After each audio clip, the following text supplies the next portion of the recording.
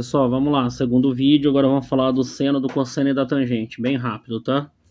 Bom, o que a gente tem aqui, ó, de novo, nossa circunferência. Vou fazer o meu primeiro triângulo, tá? Então tá aqui. Raio unitário, então aqui, esse aqui é o meu raio unitário partindo da origem, chegando na extremidade da circunferência. E aí eu vou fazer uma reta paralela ao eixo Y, ó, Y, eixo X, tá? Aqui nós temos um ângulo, vou chamar esse ângulo de alfa. Então, o que nós temos aqui? Eu quero olhar para o seno, tá, do meu ângulo, do meu triângulo aqui em questão, e eu vou fazer o seno, tá? Vou fazer aqui na parte de cima. Seno de alfa é igual. Então, eu vou chamar, né, aqui de A e vou chamar aqui de B, tá? Só para a gente poder ilustrar. Se eu for fazer o seno, né, de alfa, eu vou pegar o cateto oposto e dividir pela hipotenusa. Então vai ficar A sobre B, tá? Perceba, né, que quando a gente calcula o nosso seno, nós estamos olhando para o cateto oposto.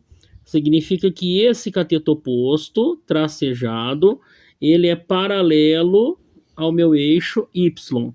Então, todo mundo referente ao eixo Y é para nós o nosso seno. Então, a gente vai falar que o eixo Y é o eixo do seno, tá? Eixo do seno. Então, o que nós temos aqui, pessoal, tá?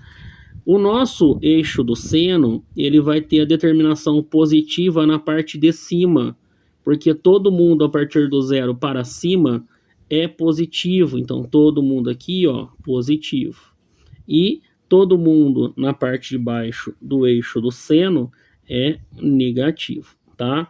Lembrando que aqui é primeiro quadrante, segundo quadrante, terceiro e quarto quadrante, beleza?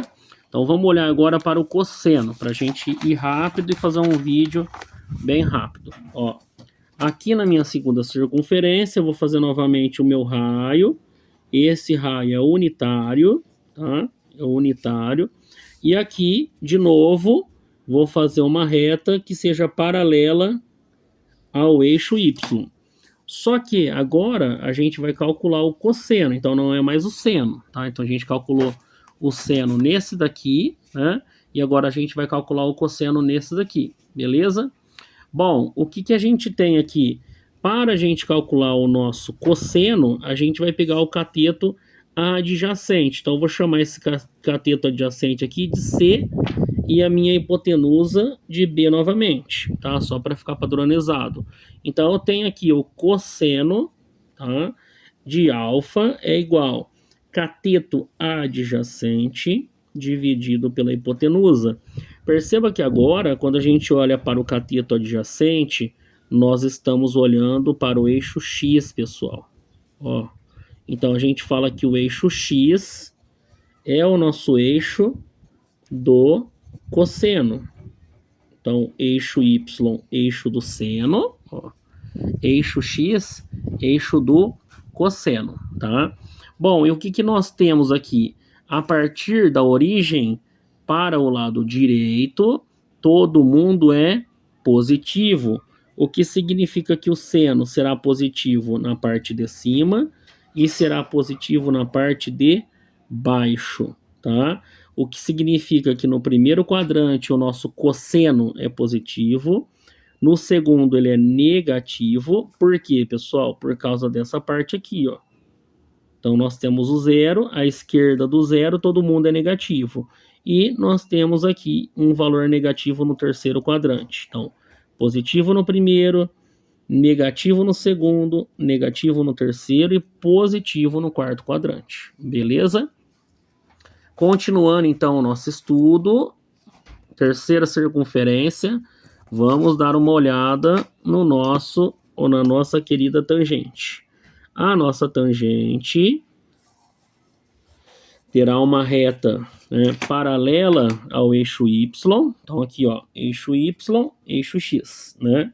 E ela vai tocar no único ponto da circunferência aqui em cima do eixo.